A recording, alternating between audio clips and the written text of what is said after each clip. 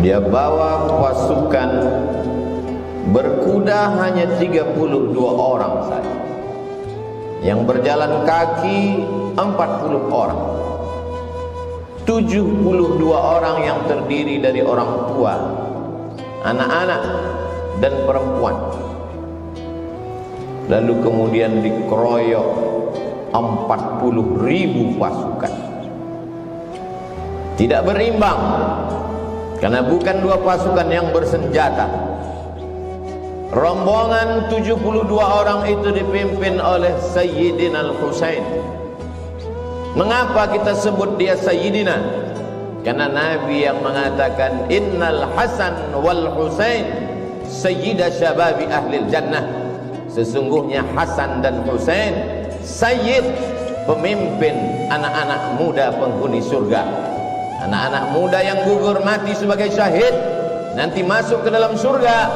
Pemimpinnya adalah Sayyidina Al-Hasan, Sayyidina Al-Husain. Sayyidina Al-Hasan meninggal sebagai syahid karena dia mati diracun. Sekarang tiba giliran adik kandungnya bernama Sayyidina Al-Husain, membawa 72 orang. 32 orang yang naik kuda, yang lain berjalan kaki dengan tenang. 40.000 pasukan sudah disiapkan oleh Ubaidillah bin Ziyad. Sebenarnya Yazid tidak terlalu takut kekuasaannya hilang, tapi Ubaidillah yang saat itu menjabat sebagai gubernur Kufah khawatir kalau sampai Yazid tumbang, Husain naik, maka hilanglah jabatanku.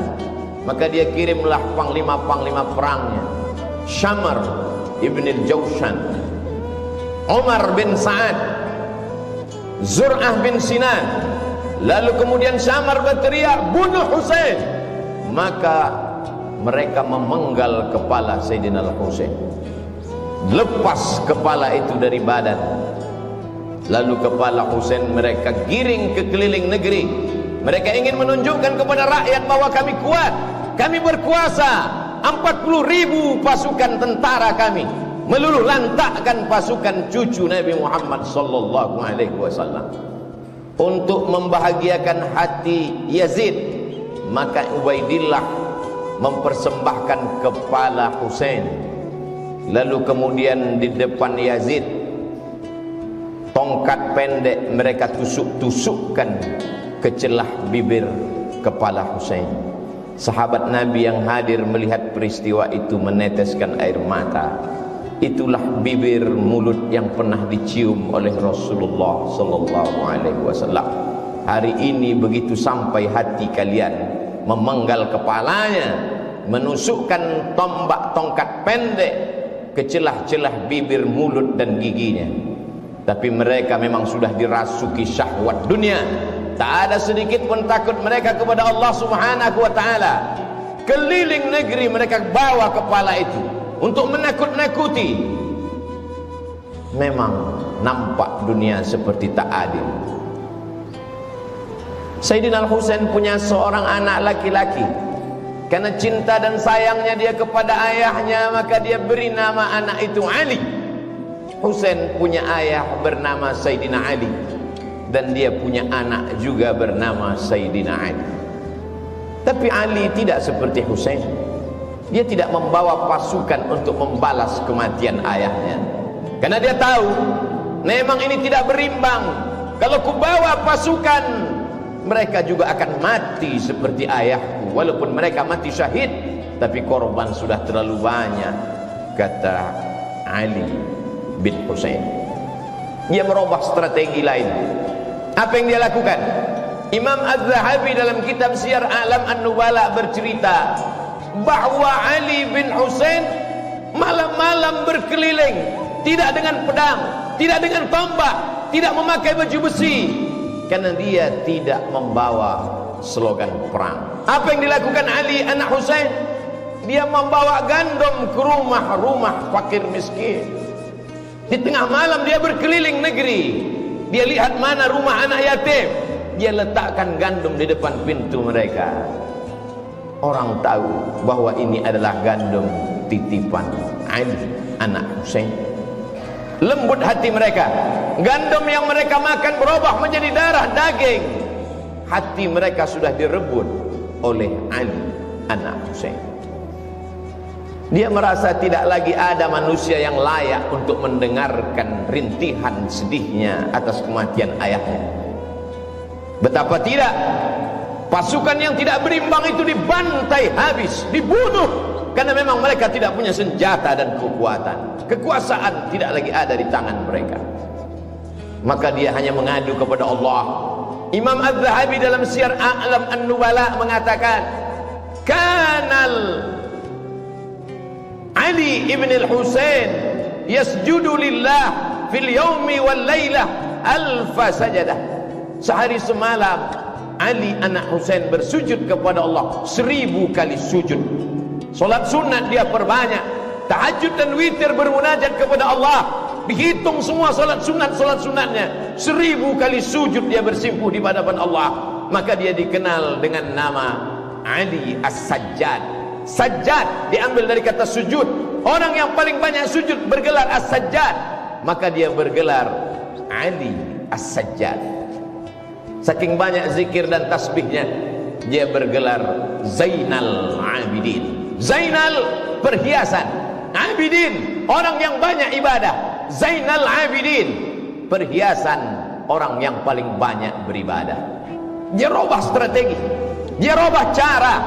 Tidak hanya satu cara mendekatkan diri kepada Allah. Kalau dulu ayahku dengan pedang sehingga gugur sebagai syahid, maka aku, kata Ali Zainal Abidin, dengan strategi yang lain, berbagi makanan sesuai dengan sunnah Nabi Muhammad SAW. At'imut ta'am, absyus salam, tebarkan salam. At'imut ta'am, bagi makanan. Wasallu bil laili wan nasu niyam. Ketika orang sedang tidur, disitulah engkau bermunajat, mengadu kepada Allah Subhanahu wa ta'ala. Maka dia bergelar Ali Zainal Abidin, Ali As-Sajjad, untuk membedakan dengan Ali bin Abi Talib. Ali bin Abi Talib kakeknya, Husain ayahnya. Ali As-Sajjad adalah dia, Ali Zainal Abidin adalah dia. Ali As-Sajjad, Ali Zainal Abidin, anak Husain, anak Fatimah, anak Sayyidina wa Maulana Muhammad sallallahu alaihi wasallam. Sampai suatu ketika seorang sultan raja bernama Hisham bin Abdul Malik. Kisah ini diriwayatkan oleh Al-Farazdaq. Pada saat musim haji, sultan raja di raja sedang melaksanakan haji.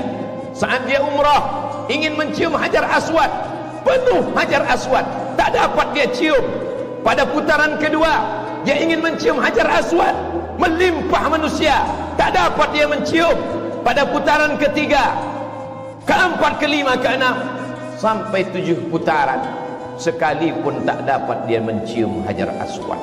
Hisham bin Abdul Malik, raja dari Yaman sampai ke Mesir, sampai ke Andalusia.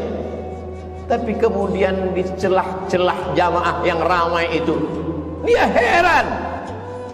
Ada sesosok manusia yang biasa, pada putaran pertama dia mencium Hajar Aswad, semua orang memberikan jalan. Pada putaran kedua, orang pergi menyamping memberikan jalan kepadanya, mencium Hajar Aswad. Berbisik kata di hati Hisham bin Abdul Malik, aku yang raja, aku yang sultan, aku punya tentara, aku punya kekuasaan, mengapa aku tidak bisa mencium Hajar Aswad? Mengapa orang selalu menghalangiku? Siapa laki-laki itu yang setiap putaran dia mencium Hajar Aswad?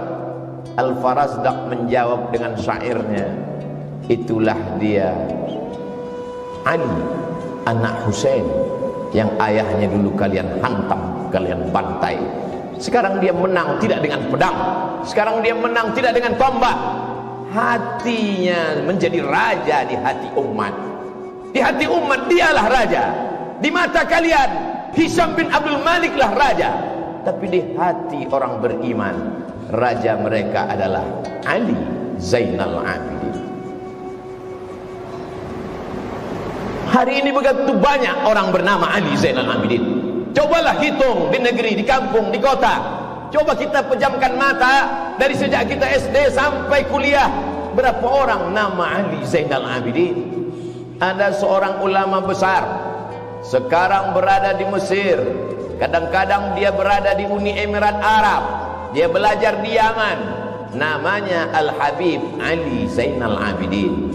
Di Kuala Lumpur, Malaysia, ada ulama besar namanya Ali Zainal Abidin. Orang begitu bangga memberikan nama anak Ali Zainal Abidin. Adakah nama anak orang bernama Ubaidillah bin Ziyad hari ini? Adakah anak orang bernama Syamr ibnul Jawshan hari ini? Adakah anak orang bernama Zur'ah bin Sinan hari ini? Jangankan kuburnya, jangankan makamnya, memakai namanya pun orang benci. Tapi Ali Zainal Abidin tak pernah mati, harum semerbak. Ali Zainal Abidin punya anak dimuliakan bernama Muhammad Al-Baqir. Muhammad Al-Baqir punya anak dimuliakan bernama Ja'far Shadiq. Ja'far Shadiq punya anak dimuliakan bernama Ali Al-Uraidi. Ali Al-Uraidi punya anak dimuliakan juga bernama Muhammad. Punya anak dimuliakan juga. Muhammad Naqib punya anak bernama Isa, dimuliakan juga. Punya anak laki-laki bernama Ahmad Al-Muhajir. Ahmad Al-Muhajir, muhajir artinya pindah. Pindah dia dari Baghdad ke Yaman. Di Yaman dia beranak pinak. Anak pinaknya itu datang ke Nusantara membawa Islam dari keturunan Ali Zainal Abidin. Maka itulah marga-marga para habaib zuriat keturunan Rasulullah SAW. As-Saqaf, As-Segaf kata orang Nusantara. Al-Haddad, Al-Jibri bin Syihab bin Abi Bakar, melimpah ruah mereka. Lalu kemudian salah satu dari keturunan Ali Zainal Abidin itu menjadi mufti di kerajaan Mempawah di Kalimantan, bernama Husain Al-Gadri. Husain Al-Gadri punya anak laki-laki bernama Abdurrahman bin Husain Al-Gadri, orang pertama yang mendirikan kerajaan Islam Melayu di Kalimantan Barat, bernama Kerajaan Islam Melayu Al-Gadriyah. Istananya masih tegak berdiri hari ini di tepi sungai yang indah. Masjidnya masih besar hari ini, Masjid Al-Habib Abdurrahman bin Husain Al-Gadri. Begitu ternyata doa kakek mereka dulu yang teraniaya. Anak cucunya tetap dapat berkuasa, tidak di Jazirah Arab, tidak di Yaman, tidak di Mesir. Kalau mereka berkuasa di Jazirah Arab itu biasa, tapi sampai di negeri Melayu mereka berkuasa di hati orang-orang Melayu yang bersyahadat asyhadu an la ilaha illallah wa asyhadu anna Muhammadan Rasulullah. Salah satu dari keturunan Ali Zainal Abidin bernama Utsman Syihabuddin. Orang Melayu memanggilnya Syarif. Syarif artinya mulia, karena memang yang mengalir dalam badannya darah mulia. Datanglah Syarif Utsman Syihabuddin ke negeri bumi lancang kuning. Ketika itu Siak Sri Indrapura dipimpin oleh Sultan Abdul Jalil. Sultan Abdul Jalil punya anak seorang perempuan yang cantik jelita bernama Tengku Umbung. Begitu orang Melayu memuliakan zuriat keturunan Nabi, dinikahkanlah Tengku Embong dengan Syarif Utsman Syihabuddin. Lahirlah sultan-sultan. Sejak itulah maka di awal nama Sultan Melayu, Sultan Syarif Hashim, Sultan Syarif Qasim. 3 tempat mulia terhormat dijadikan sebagai namanya. Jalan Sultan Syarif Qasim, Airport Sultan Syarif Qasim, Universitas Islam Negeri Sultan Syarif Qasim.